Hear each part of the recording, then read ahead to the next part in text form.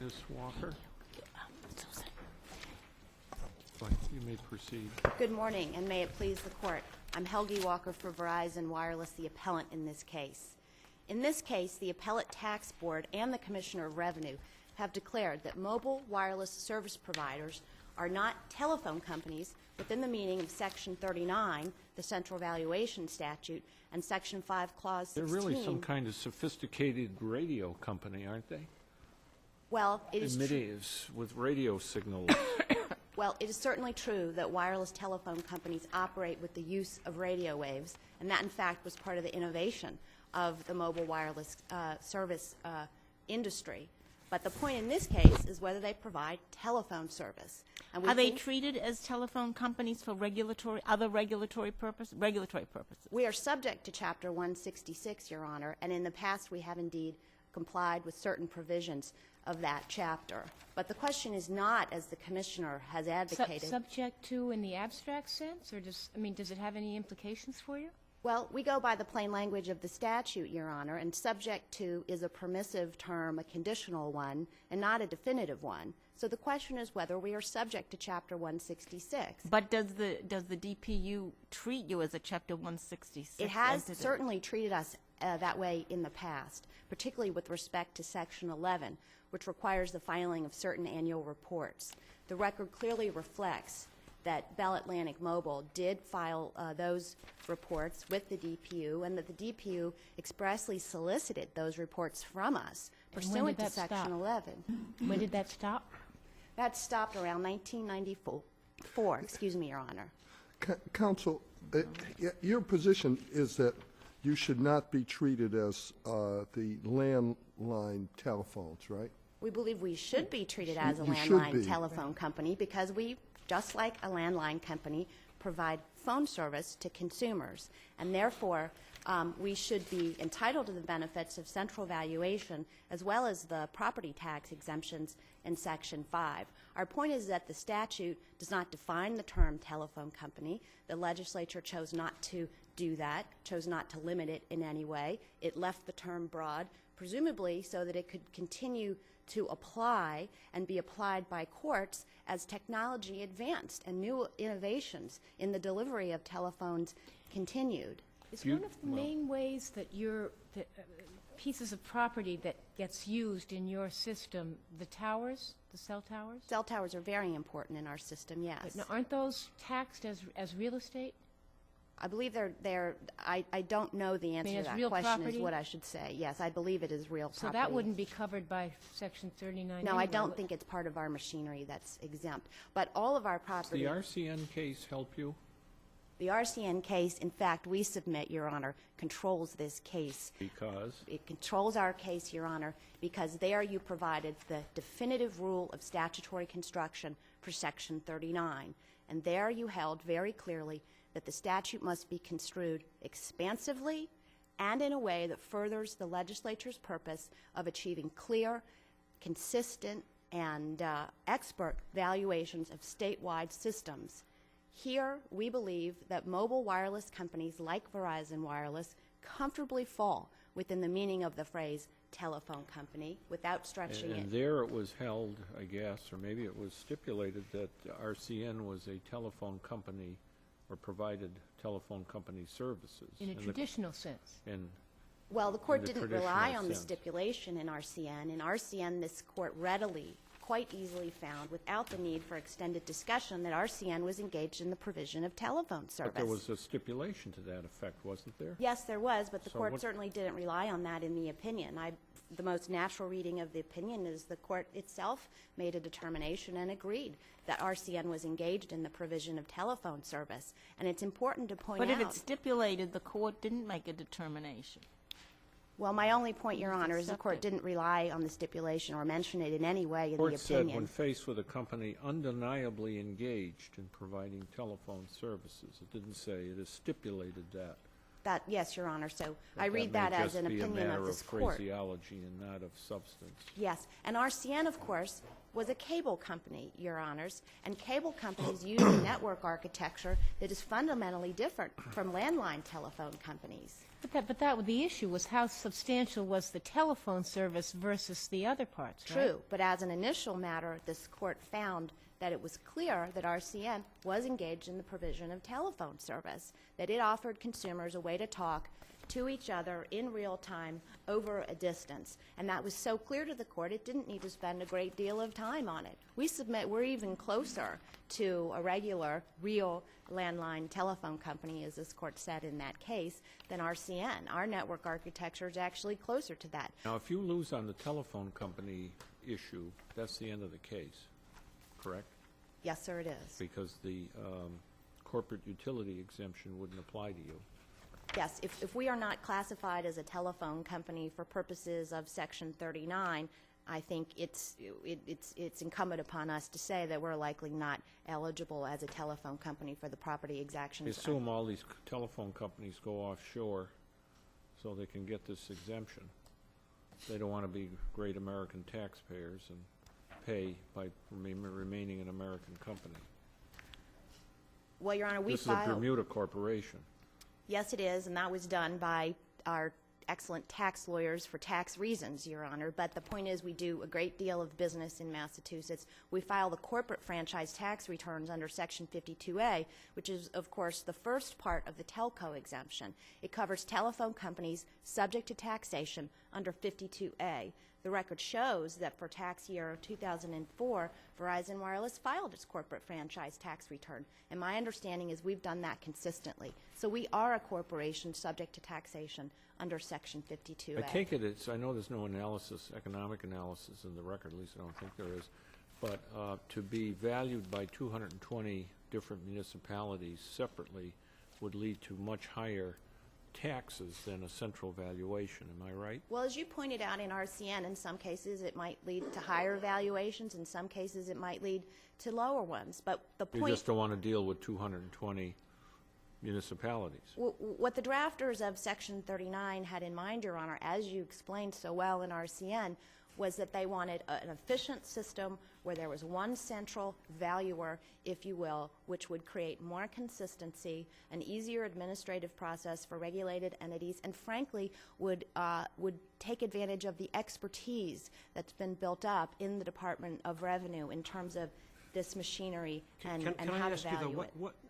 maybe I'm misunderstanding. What's being valued for Section 39 purposes? This is personal property versus realty? Personal property. And for a wireless company that would not include the towers, that's real property, what would it include? It includes our machinery, Your Honor, which includes things like the very sophisticated computers in our mobile telephone switching offices. And it includes, Generators, power equipment.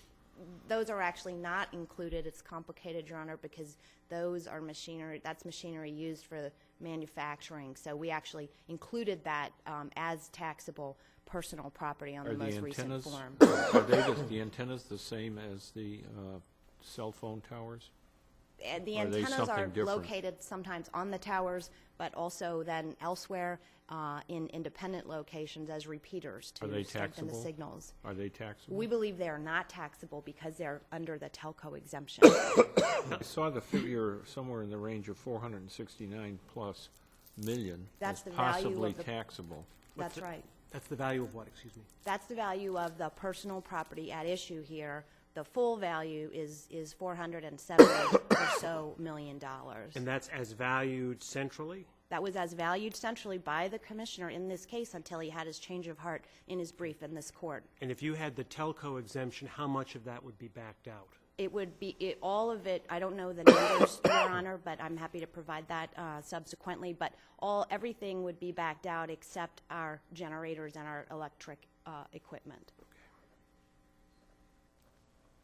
Radio communications, perhaps in a rudimentary stage, existed when the statute was passed, did they not? They did exist, Your Honor, but And they weren't included, so do we infer from that the legislature knew about them and decided to keep them out of the definition of telephone well, company? again, I would go back to the principles underlying this case, which are already established by RCN. And in RCN, you explained that the term telephone company is not defined, it's not limited, and it should have an evolving understanding. It should be applied in a way that keeps pace with technology, and the times, rather than requiring the legislature to go back and amend the statute to cover new entities every time there's a new technological advancement. As Justice Spino wrote for the court, technology will continue its advance. And the most sensible way of reading the statute, and the way this court has instructed already that Section 39 be read, is to treat it expansively, and it's certainly, Your Honors, and this is very important, the application, the coverage of the statute certainly does not depend upon the particular physical infrastructure that is being used by a provider of voice services to deliver telephone calls to consumers. Nothing in RCN turned on the network infrastructure that was used by RCN, a cable company. If it did, I'm not sure RCN would have qualified as being engaged in the provision of phone service in the first place. But the court read the statute sensibly, and in a way it said, it emphasized, that would not chill the advancement of technology and the deployment of those technologies in Massachusetts. We respectfully submit that if you engraft this overly restrictive, what the court said in RCN, approach to the statute, albeit on the substantiality question, but here we think it's also an overly restrictive approach to say that a telephone company can only be an entity that uses the same poles, wires, and conduits that real telephone companies used in 1915 when the statute was covered. If that is the approach to the statute, not only will wireless phone companies like Verizon Wireless be excluded from coverage, but indeed landline companies themselves would ultimately come out from under the statute as well. This may be a stupid question, but if it's centrally valued and the taxes are paid on a central valuation, does the money just go to the state, or is it redistributed to the municipalities? My understanding is the revenues go to the state. To the municipalities. Well, the way, if it goes, this goes the other way, and the property is assessed by each 220 communities, the money would stay in each community. I'm would sorry, not? it goes to the municipalities. Yeah, it's just that they use the central valuation as the figure. That's right. The commissioner Yeah. values the property. He certifies the value to the assessors in their local communities, and they then assess and collect the tax and their So municipal it's a tax central, revenues. it's a one big valuation, but then it's broken down into 220 subcomponents? The implementation goes to the municipalities. So that's why they're holding off, the board is holding off the hearings on the local questions, because it's not clear whether the commissioner would be a party or not. Is that right? Exactly correct, and it's not clear whether he would be doing the valuation of the personal property at issue or whether the assessors would be doing the valuation in the first instance. Should we look to federal law or federal regulatory law at all in trying to decide whether you're a phone company? I think this is a question of pure Massachusetts law, Your Honor, and I think it's a question of pure statutory construction. This statute is unique to Massachusetts. The property tax regime at issue is unique to Massachusetts, and there's no need to go outside the bounds Well, of you haven't Massachusetts found law. any similar taxing scheme in other states where they've said you are or you aren't a telephone company? Well, there certainly are similar tax regimes, but these particular statutes and the language that they contain and the way they interact and so forth is indeed unique to Massachusetts.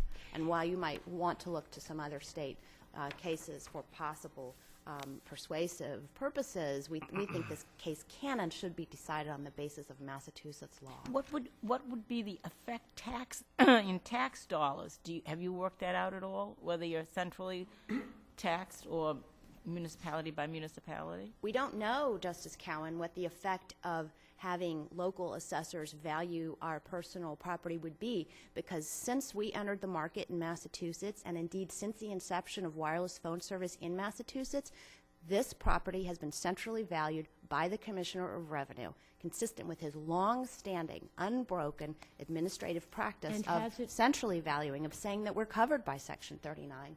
And were you also, did the commissioner also, at least until this case, apply the telco exemption to Yes, you? we have been entitled to the benefits of both Section 39 and the telco exemption, and not just Verizon Wireless, but to my knowledge, all mobile phone companies doing business in Massachusetts. It was not until FY 2004 that we were ever denied the telco exemption, and that was on the basis of the corporate status question, Right. not on the basis of any suggestion that we were not a telephone company subject to taxation under 52A and subject to Chapter 166 under the telco exemption. And in fact, the Commissioner defended that position before the Appellate Tax Board. It was not until his brief in this court that we found out he disagreed. Has there been any legislative activity since the RCN case came down? Not to my knowledge, Justice Spina, no. But I would take you back to RCN. I do believe that is the foundational law for this case. And there you emphasized, and rightly so, that technology will continue its advance. And if that is true, then the particular physical infrastructure that is used to deliver what we would all think of as a telephone call, and I do think we have to use a common sense understanding of the term, given that the legislature, as the court emphasized in RCN, chose not to define the term and not to limit it in any way, matters at all in terms of the coverage under Section 39. People will continue to come up with new ways. Your time is up. I'm sorry. Thank you. Thank you. Mr. Chmielewski? Honorable Justices of the Supreme Court, Attorney Rich Chmielewski for the City of Newton Board of Assessors. Also here are several municipalities, including Springfield, Boston, Brookline, and of course Newton. I'm asking you to affirm the decision of the Appellate Tax Board that this entity, a radio transmitter, is not a telephone company, nor, more importantly, it is not a utility company under Massachusetts General Laws, Chapter 63, Section 52. Well, assume we say that it is a telephone company, or it certainly walks like one, talks like one, delivers the services of one. Why is it so bad that the assets are centrally valued? You want every town valuing computers differently, valuing whatever all the bits and pieces are differently. Isn't that a nightmare? Well, it's more than a turf war. The local assessors value almost everything now. They value electric generating plants, sophisticated computer equipment, all tangible personal property, all real estate.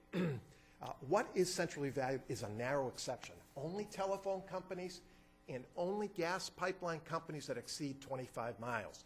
That's it. How does this central valuation work? Do the local assessors place the valuation and No. submit them to the commissioner, and then he aggregates them for purposes of the central valuation, or how does it work? If I might answer your question, Justice Greenie, the Commissioner of Revenue centrally values the poles, machinery, poles and wires, underground conduit wires and pipes.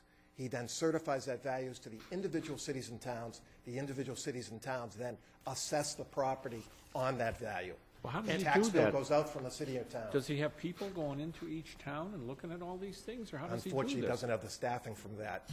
So where does the information come Where does from? he get Obviously, it? the company provides It's the information. reported under a state reporting form 5941, named after the statute, 5941. That's from the company. Every company must report to the Okay, Commissioner of Revenue by a what due difference date. does it make to the municipality? What difference in dollars does it make to the municipality? Well, I think Attorney Walker, it's about half, for this carrier, it's about $500 million in taxable assets. But that's At because of $20 the, a thousand, that's you want a because of the number? exemption, right? That's not because of this different valuation, isn't that right? No.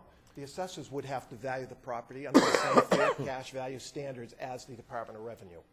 I mean, Newton's obviously worried, and a lot of other municipalities, that they aren't going to get as much tax dollars if they win this case, right? Well, You want to get more, well, the real issue, you'd like to get more tax dollars. I mean, you're getting that you would, if in fact you lose this case, you will get what you have been always getting. Well, what concerns Newton is that by judicial repeal, you will undo what has traditionally been deemed to be a utility company in Massachusetts. Are they Utility- regulated like a telephone company? Are they regulated? No, not under No? Chapter 166. 166 is a poles and wires statute. It grants municipal grants of location. Were they ever regulated under 166? Never. They made an argument that they reported under Chapter 166, Section 11, up until 1993. But I draw this court's attention to Chapter 159, Section 32, which has the same reporting requirements of commercial mobile radio service providers, CMRS providers, which are what they are.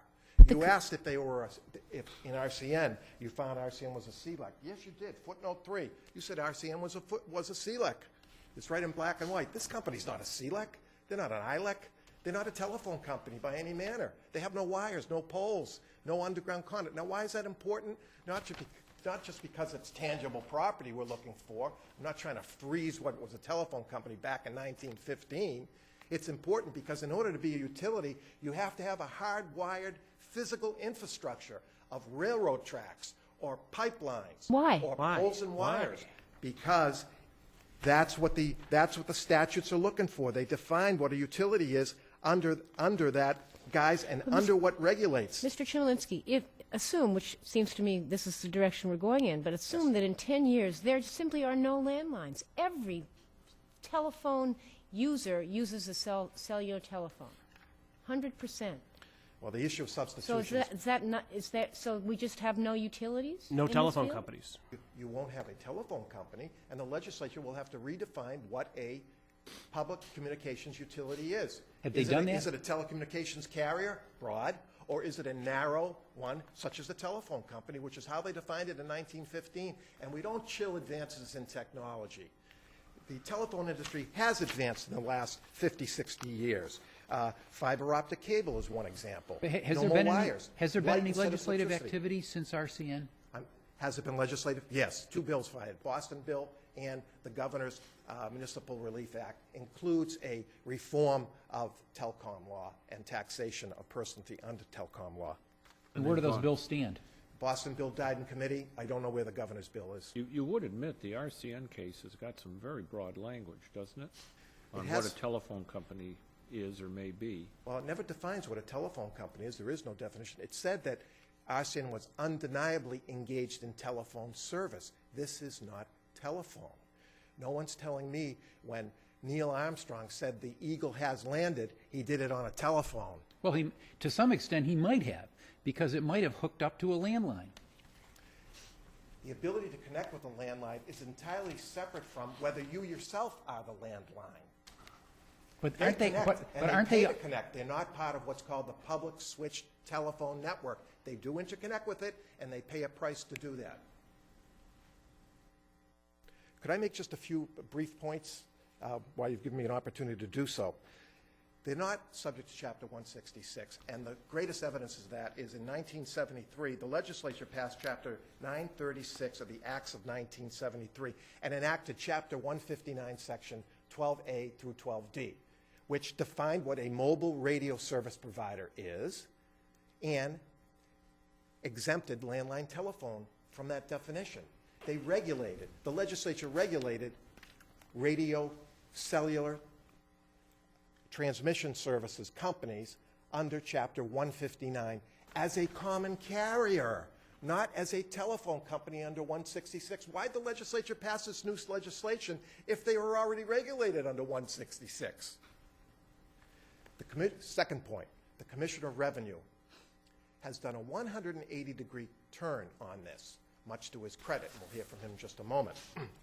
He began this case fighting and screaming that we should abide by his longstanding policy, which he recognized was a little shaky to begin with because his own Rulings and Regs Commission opined back in the late 90s that a cellular carrier was not a telephone company, was not a utility company, and should be filing business returns, not utility returns. But the industry browbeat the commissioner back then.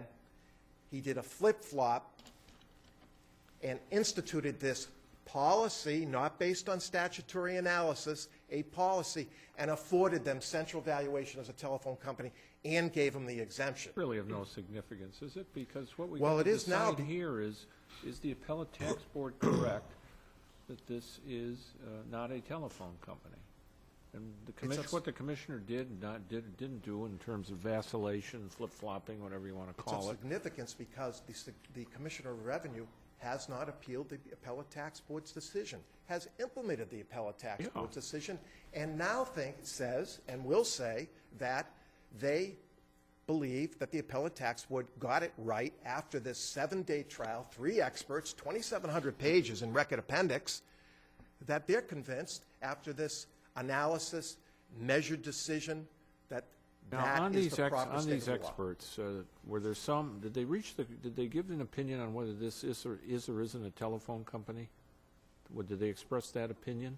They, The meaning- experts. The experts. Yes, they did, all through the trial transcript. Okay. And whether they were the subject to appellate tax 166. boards accepted their testimony, right? Well, what I'm leading to is this like any other case where if the finder of fact, which in this case is the appellate tax board, accepts the testimony of an expert or experts over that of contrary experts, then the appellate courts don't do much about that, unless the expert's unqualified, and they haven't heard a thing about that today. I'm happy to answer your question. One final point. This carrier is trying to create a tax-free zone for themselves. That's not permitted under taxing laws in Massachusetts.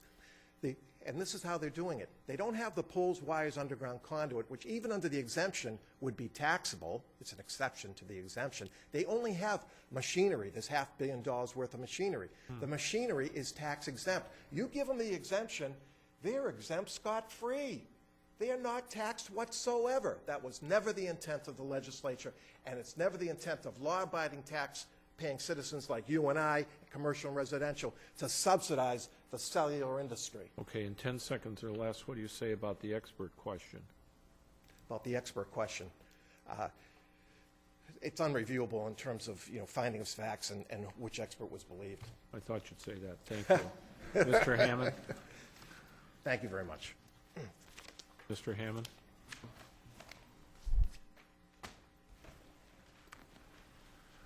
Thank you, Your Honor. Daniel Hammond, Assistant Attorney General for the Commissioner of Revenue. Your Honor, I'd like to start just by revisiting briefly this court's holding in RCN, because it's obviously of some import in this case. Just to remind the court of the context in which RCN came up, in RCN, first the board and ultimately this court was asked first by both the commissioner and the city of Newton to apply an exclusivity test to the question of whether a company qualified for central valuation under 5939. And factually, as the record there made clear, what you had was a bundled telecommunications provider that unquestionably provided landline telephone service to its end users, but also bundled those services with cable television and with internet service. Right. And the commissioner and Newton's position there, which both the board and this court rejected, was that that addition of any other services that were not telephone would somehow disqualify RCN from categorization.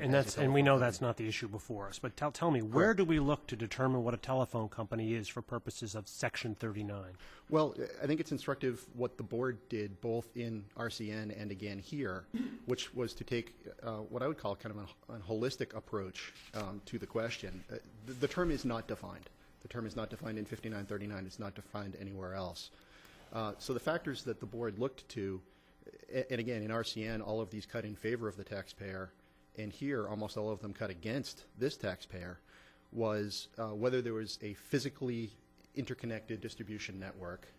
In RCN there was, here there is not, that it was laid in or under public ways or private property. Again, unquestionably in RCN it was, here it is not.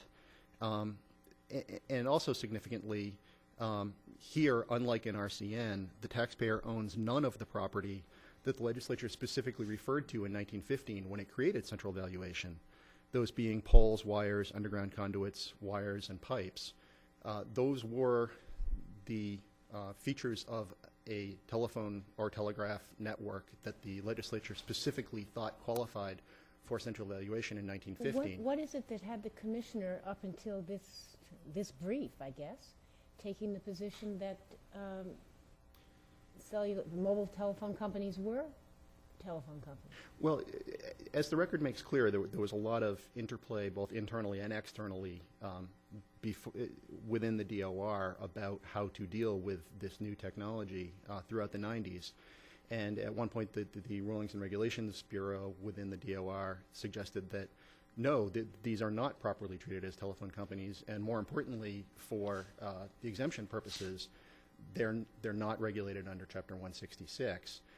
The record also shows that. But you used to get reports at least up till 93 or 4, I understand, under 166 Section 2. No, the commissioner did not. The DTE or DPU, as it was called in the day, received these annual reports, but they were, as Mr. Chmielewski suggested, it was at least factually unclear under what statute those reports were being filed, because Chapter 59, which does unequivocally regulate CRMRS providers, contained the same requirements. So empirically, yes, these reports were being filed.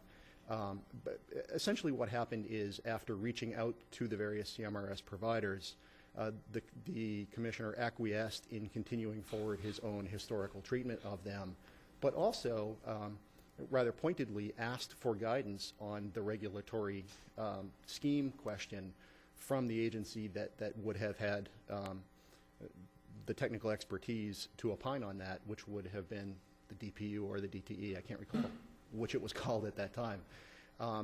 And that plea went unanswered. Yeah. So, Can I ask you this? If in fact Bell Atlantic Mobile is not a telephone company, does it have to file a different return with the Department of Revenue? yes, it does. Okay, but so you haven't, okay, I'm sorry, yes, explain. Yes. Well, this hinges on the exemption question. If Bell Atlantic were a utility company that qualified for the exemption, it would file a utility franchise tax return. Which is what they've been doing. Which is what they have been doing. If the board is correct and that the exemption has been wrongly applied to Bell Atlantic, then they would henceforth begin filing as a business corporation. So not only has the Department of Revenue, both done central valuation based on its view that they're telephone companies, but has also required them to file the franchise tax return based on that same view. Well, it has accepted that return. Or accepted yes. that. Yes. Well, you had something else to say on that. Well, I guess you completed your answer. How many other companies are going to be subject to taxation if you win? I mean, Bell Atlantic's not the only one. There are a bunch of others. Right? No, in fact, it's a highly competitive industry. Well, but there's a lot of them. There is a list. It's more than 10. Yeah. I don't remember the exact number. Do they share the cell phone towers, or do they all build their own? Well, as I understand it, most of the cell phone towers are leased, so that the providers don't actually own them. Okay. Well, they're real property anyway. They are real property, exactly. Okay. So I guess in conclusion, all I would say is to remind the court that an exemption is a matter of legislative grace, and this court has held on multiple occasions that in order to qualify for an exemption, the taxpayer bears the burden of showing that it unequivocally meets each of the criteria. And in this case, there are 3 criteria, and I would submit that Bell Atlantic Mobile meets none of them. Thank you. Thank you, Your Honor. All right.